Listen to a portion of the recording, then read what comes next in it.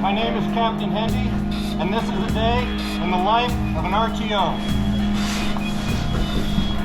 The RTOs normally get here to the RTO trailer about 5:30 in the morning. We then kind of get our day started, talking about what we're going to be doing, any changes, and then at about 6 o'clock we head over to the field house for where we do our warm-ups and workouts. Oh, good morning. Hi, Eric. Good morning. This seems oddly familiar.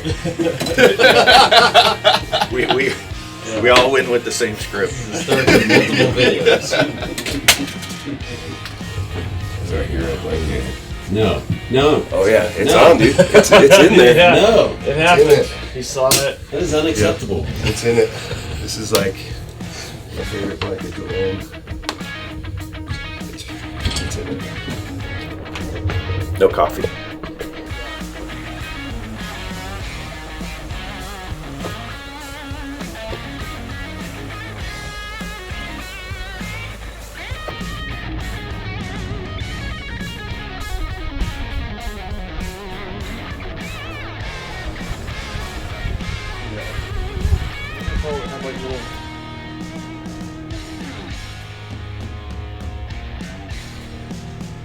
So today's a low impact day. So we'll have them just based on our schedule. We're 5 days a week, so we got to break it up at some point during the week, and we choose Wednesday to be more of a low impact day. Then we'll stimulate them a little bit more with a little bit more intensification on Thursday, and then we'll hit them on a long run on Friday. But today it's just gonna be nice and easy, sandbags and a little bit pace. We call it like a pacer-led workout. So it'll be just fine. So we're all about progression. We're all about getting the body ready for whatever the demand of the workout is. And so we want to obviously not only let the body get physically ready, we also want to let the mind get mentally ready. And so we use that warm-up time and we make sure we progress our way through it. So that way we're all warm and prepped mentally and physically before the workout. Knees up, toes up, chest up. Ready, go. Go. Go. Go. Ready? Begin. 1, 2, 3. 1, 2, 3, 2. 1, 2, 3, 3. 1, 2, 3. And then after that, we come here, and then the recruits get a break for breakfast, and we get a working breakfast as well, and then we get right into the day. So we got to be quick with everything we do. So today it's your chance to run through. We're going to do open house style and all the skills. You're going to pull hose lines, charge hose lines around. You're going to throw ladders. You're going to force the doors, whatever, hit the hydrants, whatever you want to work on for this morning. Keep it organized. I don't ever want to see more than 4 people just waiting for a station, right? Obviously for reloading and loading hose, that's going to be, we're going to need people hands on deck for that. But I don't want to see a group of 12 people sitting down at the hydrant station, right? Just move around, find something else to do. There's tons of stuff to work on, right? Sure. Okay. We still have a chain of command that we follow here, and there are times where you can, have more friendly conversations. But in the fire service and first responder world, there are times where we have to give orders, and you just have to do it without questioning. And so when we do talk to them in that kind of tone, it helps ingrain in them that this is serious. What I am saying needs to happen, and you just have to do that. You have to trust that what I am saying is the right thing to do, and then you go and do whatever that task is. If you have any questions, get an instructor, ask us. A couple of us are going to pull away to do take Grady Kemper and Olson through the test. So if we're working with them, don't come talk to us. But all the other instructors are here, so ask for help. Okay? Yes, sir. Okay, call it. Company, fall out. We do the crawl, walk, run model, and we start with the basics. About half of this academy class has 0 experience on the fire side. There are 100% paramedics for this class, but about half of them have 0 experience. The other half have a range of experience. So we really try to have to go back down to that, ground level for the entire class and teach the basics, and then just build from that. So our foundation is brand new from everybody, or for everybody, and then we just continue to teach them on the basic level. And then those that have some experience, hopefully they're still gaining some, knowledge and maybe changing some of what they're thinking. When you get your adds, put your adds in the gap. You're gonna start hammering this in by yourself. You have to pull back on the tool to create the stop, right? Yeah. So you're just staying straight in and you're hitting right against the stop. Okay. So pull back on your tool, then drive it in. Got it.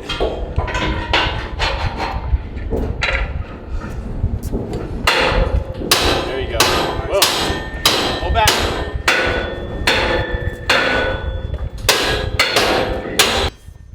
Inherently, it can be a dangerous job, and so we need to be as safe as we can. And as an RTO on the drill ground, if we see safety violations, you're doing this wrong, we have to put a stop to it immediately.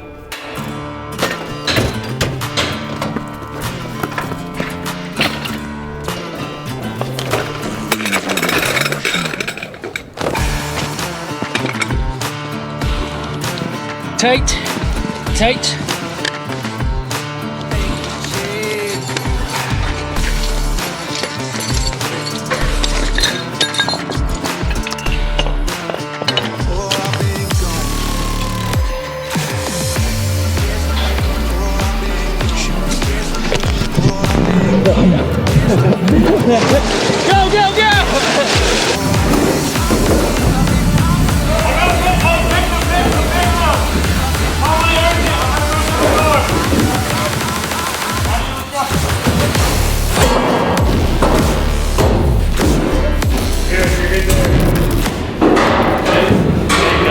Out here? Your partner?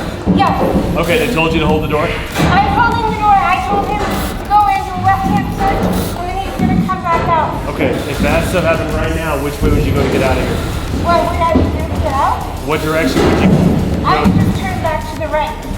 Because we get a left-hand search coming in. Okay. Good, okay. Just have it in your head that you don't just sit here, right? You're always thinking about what's going on.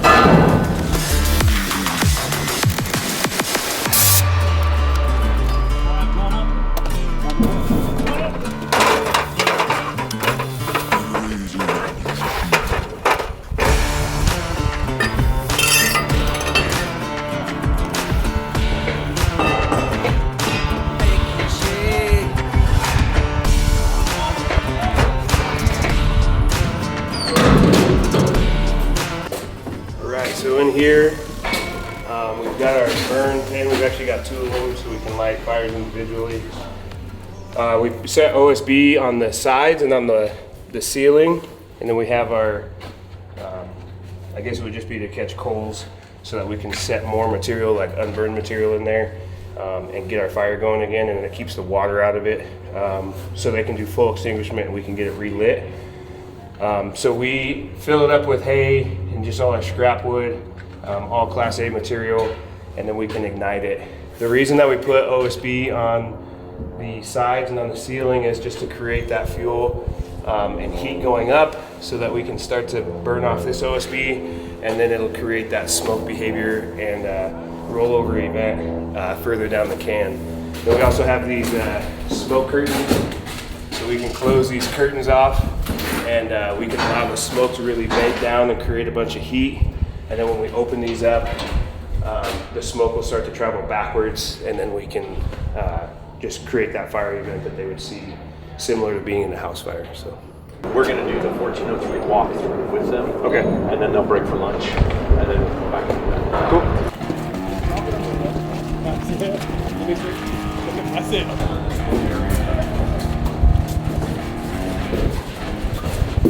Remember where the doors are, remember how the windows work. These are the push out for the doors to open up.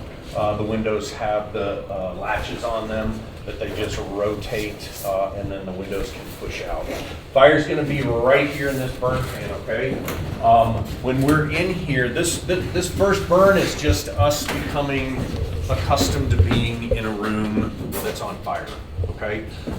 And so all we're gonna do is we're gonna be sitting in the back and just watching the fire grow, watching the smoke, watching, you know, flames might lick over our heads and stuff, all right?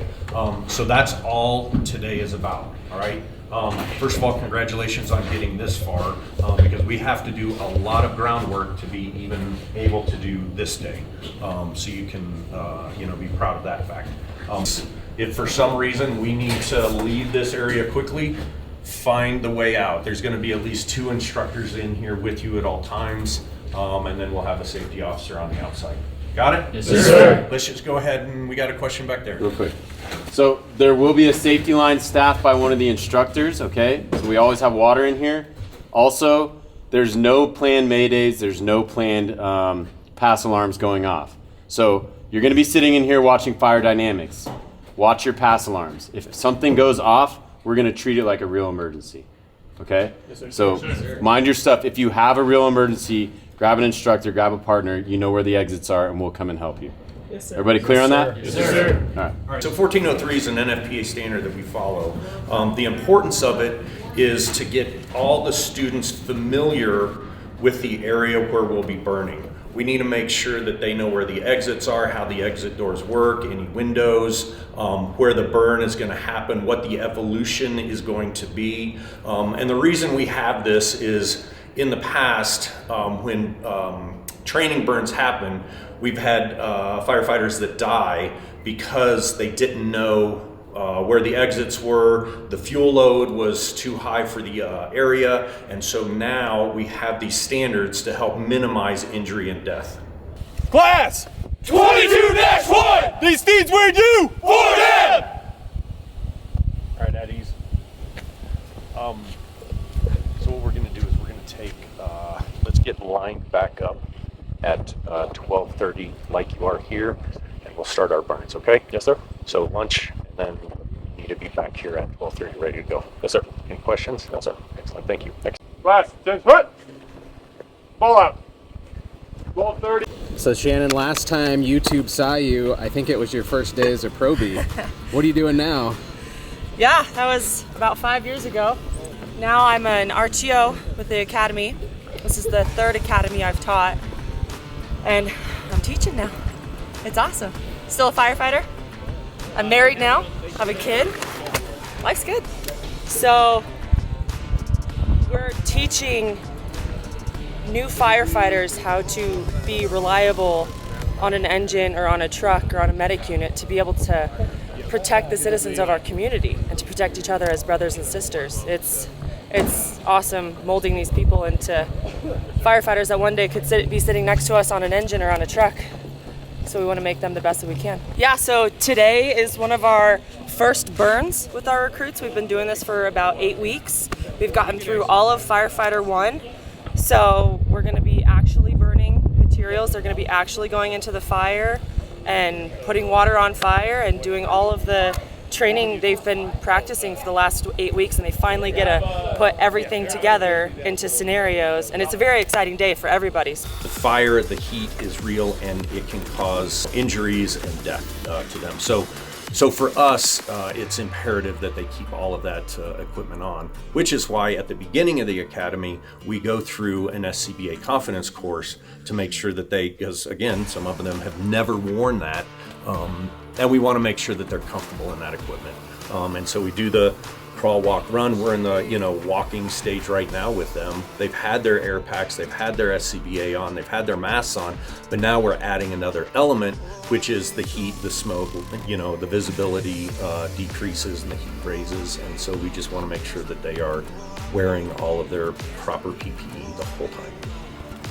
It's gonna be a good day. Right, boys? Yes, ma'am. All right, so we'll head inside. Okay, I'll go in first. Lieutenant Sims will follow us. Okay, don't forget to clip in. You'll notice on your first breath if you don't.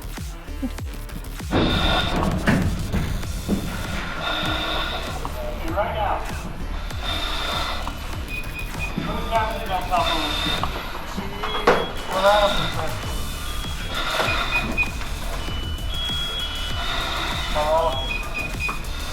Alright, that's on fire. Stop gassing. How long is it stop right now?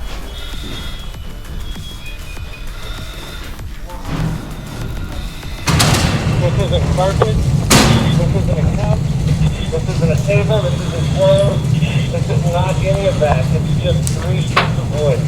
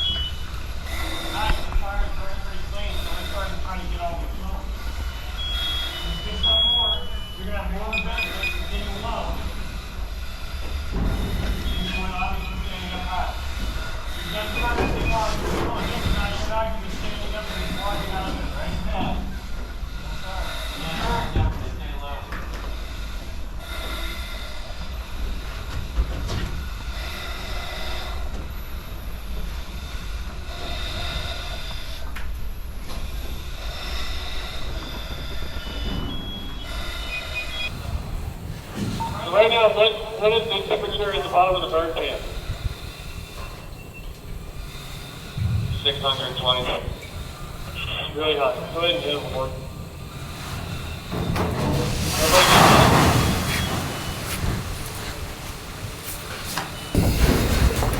You want me to send this up here? Not yet. What do you think your heart rate's doing right now? It's up. It's elevated. Did you do anything? No, sir. You just sat there and watched the fire. And that's not just your excitement of watching it. That is your body trying to shut off all of that. Okay? And you have some training and you have the gear for that. Victims and civilians don't have that luxury. Okay? So again, speed and accuracy when we're hitting a hydrant, when we're pulling lines, when we're advancing lines, speed and accuracy with our hose streams, speed and accuracy with our ladder placements. All of that counts. Forcible entry. It all matters. Okay? Seconds do matter to these people. It matters to us. Any questions with that? Yes, sir. Anybody want to go back in right now? Yes, sir. Yes, sir. Oh, we got to get these other. It's an entire year that they have. 4 months is here in the academy. The other 8 months of their probationary period is out online, where they'll have task books. They'll be going over the same things that they've learned in the academy, and just fine-tune and hone those skills that they've learned with the crews online. And then periodically they will have, tests to do, skill tests and stuff like that throughout those 8 months to show proficiency.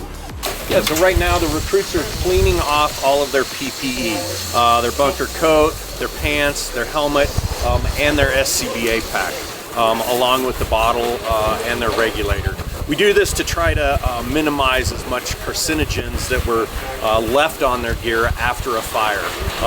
Even though we were doing a training burn, there's still carcinogens that we encounter in the training burn, and so we want to minimize their exposure to that because we want to minimize their chance of getting cancer throughout their career. It's something that we've been doing here at South Metro, and we are starting, we teach it during the academy, and it goes through their entire career.